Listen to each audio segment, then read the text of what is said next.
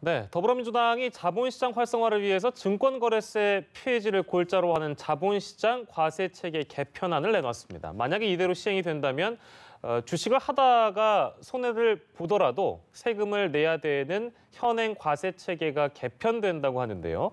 증권거래세 폐지가 나오게 된 배경부터 또 시행될 경우의 파장까지 김대호의 경제읽기에서 짚어보도록 하겠습니다. 김대호 경제학 박사 함께하겠습니다. 어서 오십시오. 저도 이 증권거래세에 대해서는 워낙에 많은 논란이라고 해야 될까요? 의견 개진이 정치권에서도 있어왔고 누차 있어왔기 때문에 이제 여당에서 이런 정책을 확정한다는 거에 대해서 많이 이제 화제가 되고 있는데 일단 주식을 하지 않는 분들도 계시잖아요. 네. 증권거래세의 정의를 저희가 좀 살펴볼 필요가 있겠습니다. 네, 증권거래사는 그래서 주식을 사고 팔 때 과세를 하는데 정확하게 얘기하면 주식을 샀다가 팔 때 그때 현재 우리나라는 상장 주식은 0.3%, 비상장 주식은 0.5%를 무조건 걷어가는 겁니다. 그런데 이제 거기서 크게 문제가 되는 게 특히 작년에 주가가 많이 떨어지지 않습니까? 주가 투자 손실로서 많은 사람들이 자결도 하고 스트레스를 많이 받았는데 그 와중에 소득이 없는 것은 떠나서 손실이 났는데도 세금을 걷게 되니까 이른바 조세의 큰 원칙, 소득 있는 곳에 세금을 낸다는 그게 어긋난다 해서 많은 지금 비판이 있었는데 그걸 마침내 민주당이 이것을 단계적으로나마 폐지하겠다는 그런 지금 당론을 모아가고 있는 것으로 보입니다. 그러니까 지금 당장 폐지한다는 얘기가 아니고 여당의 주장은 이러하다라는 것이고 이 논의가 굉장히 길어왔어요, 사실은. 근데 이제 그렇습니다. 오늘 대대적으로 보도가 돼서 이 주제를 다루는 건데요. 이 개편안에는 이제 2월 공제제도 도입, 인별과세 이런 것도 있어요. 이거는 저희가 정리를 하고 가야 됩니다. 그렇습니다. 주식을 이제 상품을 여러 개를 다양하게 있으니까 어떤 경우는 펀드를 살 수도 있고 주식을 살 수도 있고 이러지 않습니까? 그런데 만약에 주식에서는 손실을 보고 펀드에서는 이익을 봤다 이러면 이 이익을 보거나 말았거나 이거를 가리지 않고 무조건 이제 매기는가 하면 또 양도소득세는 이익이 봤다고 또 매기게 되거든요. 그러니까 이쪽 저쪽에서 세금을 다 터지게 되는 거예요. 둘 다 떼는 거죠, 한마디로. 그렇습니다.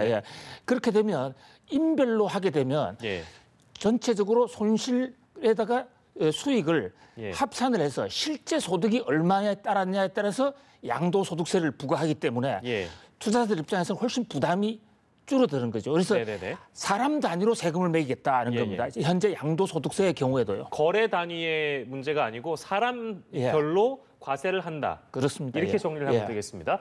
자, 그러면 이제 이 얘기를 저희가 해봐야 되는데, 그러니까 이제 그 주식 투자를 하시는 분들은 주식 시장에 분명히 변화가 일 거라고 생각을 하실 것 같고요. 일각에서는 이제 세금을 없애니까 이제 너도 나도 주식하자고 이 주식시장에 달려들어서 이거 혹시 투기 생기는 거 아니야? 이런 우려가 있는 것 같더라고요. 그렇습니다. 현재 지금 이 원래 증권거래세를 도입하게 된 계기가 구테타 박정희 정권이 들어서자마자 투기를 잡는다는 명분으로 주식을 너무 자주 사고 팔면 투기가 창궐할 수 있다. 이래서 투기 방지책으로 나온 거거든요. 그런데 이제는 세금을 증권거래세를 걷지 않는다 그러면 하루에도 몇 번씩 이른바 단타를 칠 수 있게 되면 증권시장이 투기장으로 변하는 것이 아닌가 이런 우려가 한쪽에 있는가 하면 또 다른 한편에서는 지금 그 증권거래세 부담 때문에 주식을 아예 안 하는 사람들이 많은데 저 세금을 없애주면 증권시장의 저변이 확대되고 주가가 올라갈 것이다. 이런 지금 서로 의견이 엇갈리고 있는 상태입니다. 그런데 이제 민주당에서 바라보고 있는 것은 이런 것 같습니까? 이제 부동산 시장 주변에 있는 그런 유동 자금들이나 묵혀놓은 자금들이 이제 주식 시장에 흘러 들어올 가능성 이런 것들을 보고 있는 것 같더라고요. 그런 가능성은 어떻게 보세요? 민주당의 최운열 의원이 이제 그 평소부터 학계에 계실 때부터 주장을 해 오던 건데요. 지금 부동산의 경우에는 부동산 양도소득세가 양도소득이 있어야만 세금을 냅니다. 그렇습니다. 아무리 큰 덩치를 거래하더라도 소득이 없으면 양도 차익이 없으면 세금을 안 내거든요. 그런데 주식은 이득이 있거나 손실이 있거나 무조건 때리기 때문에 불공평하다. 지금 현재 정부의 이 세금 제도가 주식하는 사람에 불리하게 돼 있고 부동산 하는 사람한테 유리하게 돼 있어요. 이것을 같이 형평성을 맞춰주면 부동산 하는 사람들이 증권시장으로 넘어올 것이 아니냐. 그래서 부동산 투기를 잡는데도 예. 증권거래소의 폐지는 예. 매우 중요하다. 예. 이것이 민주당 최은열 의원의 주장입니다. 주장인데 박사님 어떻게 보세요? 그래서 그 함부로 예단을 할 수는 없지만은 예. 지금 부동산이 과연 그 양도소득세 몇 푼 때문에 부동산에 자금이 몰려 있느냐. 예. 뭐 그런 거라서 보기에는 한 요인은 되겠지만 예. 부동산이 뜨는 이유는 여러 가지 우리나라 개발 정책이라든지 예, 이런 게 예. 다양하게 걸려 있기 때문에 예. 뭐 장담하기는 쉽지 않다 이렇게 봅니다. 예, 사실 여러 가지 복합적인 원인이 또 있는 거니까요. 예. 부동산 시장에 대해서는 알겠습니다. 그 세계적으로는 이 그 증권거래세를 어떻게 운용하고 있는지 저희가 좀 들여다봐야 될 것 같아요. 예. 왜냐하면 이제 이것이 만약에 큰 흐름이라면 예. 그것은 그것대로 이제 그 이 논리는 받아들일 수 있는데. 뭐 해외 사례라고 해서 다 또 좋은 건 아니니까 우리나라 국내 시장에 들어온다고 해서 우리한테 맞는 조건은 아닐 수도 있는 거니까 일단 좀 비교해 본다면요. 이 해외 사례를 놓고 보면 여러 가지 특징인데 가장 두드러진 특징이 예. 좀 한심한 나라, 제도가 미약한 나라, 예. 조세 시스템이 열악한 나라일수록 예. 이 정권 거래소를 많이 걷고 있고요. 예. 선진국에서는 정권 거래소 제도가 없습니다. 그래요? 예, 미국, 일본 뭐 등등 어. 발전한 나라는 없어요. 왜냐하면 정권 거래소 자체가 예. 세금을 걷기가 굉장히 쉽거든요. 예. 그러니까 기획재정부나 국세청 세금 관리 입장에서는 이 제도가 굉장히 편한데 예. 말씀 올린 대로 손실이 났는데도 세금을 걷는다는 것은 조세 원칙에 어긋난다. 이래서 이미 선진국에서는 정권 거래소를 더 이상 걷고 있지 않습니다. 예. 그런 면에서 교과서적으로 본다든지 예. 어떤 학문적으로 볼 때는 정권 거래소는 마땅히 없어져야 된다. 저는 예. 이렇게 봅니다. 폐지에 대한 의견은 기재부도 예. 동의는 하는 것 같아요. 맞습니다. 근데 예. 이제 여당은 이것을 폐지하겠다는 뭐 어떻게 보면 단계적으로 폐지한다는 입장. 예. 이게 약간 기재부와 여당 사이에서는 온도차가 좀 달라 보여서 어떻게 봐야 될까요? 온도차뿐만이 아니라 굉장히 큰 시각차가 있는 거예요. 예. 이론적으로는 정권 거래소는 폐지돼야 된다라고는 생각을 하지만 당장 지금 여당 입장에서는 특히 예. 기획재정부 입장에서는 이 정권 거래소를 폐지하게 되면 예. 세수가 펑크가 나게 됩니다. 세수가 펑크가 난다. 예, 지금 작년에 우리가 세수를 초과 걷었다 해서 우리나라는 세금이 펑펑 거치는 나라다 자랑을 하고 있는데 예. 그 중에서 13조가 순세수 초과거든요. 예.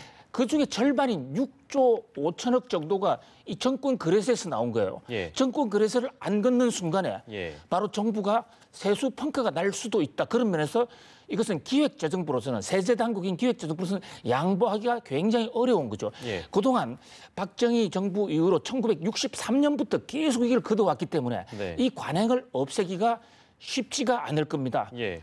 이제 그리고 또 하나 대목은 정권 거래소를 안 걷는 대신에 예. 선진국들은 양도소득세를 걷거든요. 네네네. 양도소득세로 갔을 때 조세 저항이 만만치 않을 것이다.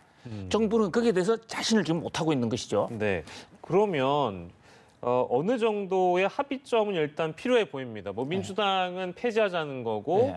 기재부 입장에서는 그 뭐 6조 원이나 되는 그 금액이라는 표현도 좀 부적절하겠네요. 6조 원이라는 그 어마어마한 그 세수가 펑크가 나는 거니까 네. 부담스럽잖아요. 네. 구간이 있습니까? 어떻게 해야 될까요? 네, 그렇습니다. 예, 지금 정권 거래세를 폐지하자는 것은 세금을 아예 걷지 말자는 것이 아니에요. 예. 부동산처럼 주식도 양도소득세를 걷자. 양도 차익이 있는 경우에 세금을 걷자 이거거든요. 예. 현재 우리 세제에서는 또 양도소득세가 이미 입법화되어 있습니다. 다만 양도소득세는 조세 저항을 생각해서 대주주들, 예. 예를 들어서 상장 주식 1%라든지 네네네네. 15억 이상을 가지고 있는 주식을 투자하고 있는 이런 사람에 대해서만 양도소득세를 걷거든요. 그런데 이것을 정권 거래세를 걷지 않고 양도소득세로 갔을 때 예. 양도소득세는 세율이 지금 10%, 30%입니다. 예. 최대 30%를 걷는 거예요. 예, 예. 정권 거래소는 겨우 0.3% 걷는 거지 않습니까? 네네네네. 30%를 걷게 될 경우에 엄청난 조세 저항이 있을 수 있다. 예. 사실 대만이라는 나라가 바로 그것 때문에 정권 거래소 폐지했다가 예. 양도소득세로 가다가 다시 돌아온 적이 있어요. 아, 그래요? 이런 시행착오를 우려하기 때문에 예. 이제 그 기획재정부는 좀 더 조심을 하자라는 입장이지만 그러나 세월이 가면 예. 결국은 정권 거래세를 양도소득세로 바꾸는 것이 예. 그것은 원칙에 맞다 이렇게 봅니다. 예, 그건 또 그 정도로 하고 이제 마지막 질문이 될 것 같은데요. 이러다 보면은 이제 증권거래사 뭐 이제 저희가 얘기한 걸로는 단계적으로 폐지하는 방향, 혹은 뭐 기재부가 얘기한 대로 좀 인하를 하더라도 좀 속도 조절하는 방향. 어떤 합의점을 정부 여당이 찾을지 모르겠으나 마지막으로 만약에 이제 큰 흐름대로 폐지가 되거나 만약에 인하가 된다면 그 코리아 디스카운트란 말 많이 하잖아요. 이제 외국자분이나 그렇습니다. 외국인들이 우리나라에 투자할 때 부담을 느끼는 부분들이 좀 줄어들 거라고 보세요. 어떻습니까? 지금 삼성전자와 애플이라는 회사 두 회사를 재무 지표를 가지고 비교해 보면 어떤 면에서는 삼성전자가 더 우수한 회사예요. 제 개인적인 소견입니다만 그런데 지금 주가는 PER 지수나 PBR 지수로 볼 때 삼성전자 주가가 애플 주가의 약 3분의 1밖에 평가를 받지 못합니다. 이것이 바로 코리아 디스카운트거든요. 바로 이런 정권 거래세 같은 게 있으니까 실제로는 크게 뭐 부담을 주지도 않는데 한국은 아직도 정권 거래세가 있는 나라야. 후진적이다. 이러니까 외국인 투자자들이 한국을 꺼려하다 보니까 코리아 디스카운트가 생긴단 말이죠. 물론 코리아 디스카운트는 재벌들의 갑질, 그다음에 북한 문제 이런 것들이 복합적으로 나타난 겁니다만은 그런 각도에서라도 정권 거래소는 빨리 없애야 된다 이렇게 봅니다. 아, 네, 알겠습니다. 저희가 농특세 얘기를 빼먹었는데 이 얘기도 해야 되는데 시간이 좀 부족하다고 우리 PD가 또 얘기를 하네요. 저희는 이 시간은 여기서 마무리하도록 하겠습니다. 증권거래세 폐지에 대해서 김대호 경제학 박사와 함께했습니다. 고맙습니다.